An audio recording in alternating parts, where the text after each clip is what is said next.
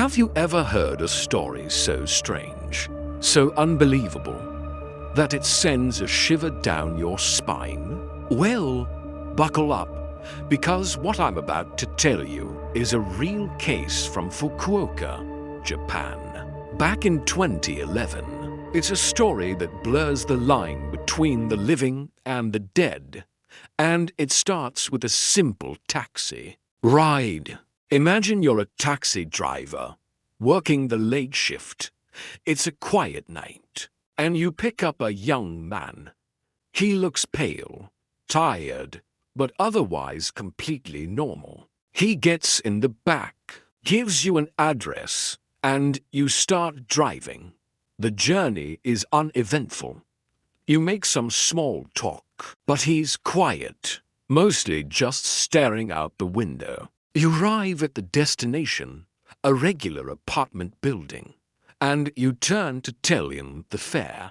But when you look in the rearview mirror, the back seat is empty. You're confused, maybe a little annoyed. Did he just run off without paying? You get out of the car, looking around, but there's no one. The street is silent. You think, maybe he was just quick and went inside. So you go to the apartment number he gave you, ready to ask for your fare.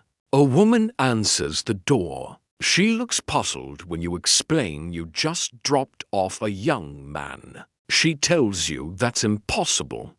Why? Because her son, the young man you're describing, passed away a week ago. Your blood runs cold. You start to doubt your own sanity. Did you imagine the whole thing? Was it a ghost? You describe him to her, his clothes, his face, everything you remember.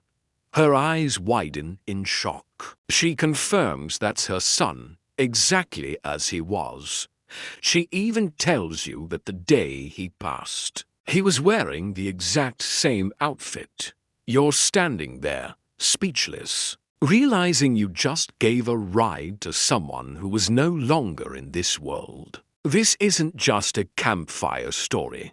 The taxi driver was so shaken by the experience that he recorded everything in his driver's log, a standard procedure. The log detailed the pickup time, the route, and the destination. It was all there, a factual record of an impossible event. The company couldn't explain it. The police couldn't explain it. It became one of Japan's most famous modern ghost stories. What do you think happened?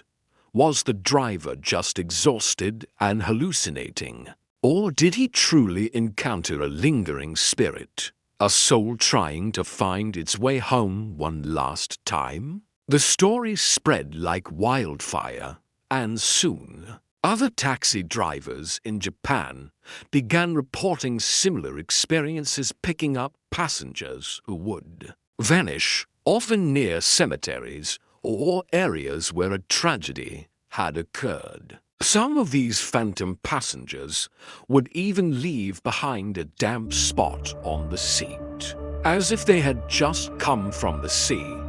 These accounts became so common, especially after the 2011 tsunami, that a sociology student at Tohoku Gakuen University even wrote a graduation thesis about it. She interviewed over 100 drivers, and many of them shared their own ghostly encounters. They weren't trying to get famous. Most were just trying to process what they had seen, to make sense of the unexplainable. They spoke of a profound sadness, a sense that these spirits weren't malevolent, but simply lost and trying to complete a final journey. So the next time you get into a taxi, especially late at night, take a moment. You never know who or what might have been in that seat before you. This story reminds us that there are mysteries in this world that we may never understand, existing just on the edge of our perception. What's the scariest real-life ghost story you've ever heard? Let me know down in the comments. Thanks for watching, and if you enjoyed this spooky tale, don't forget to hit that like button and subscribe for more mysteries. Stay safe out there.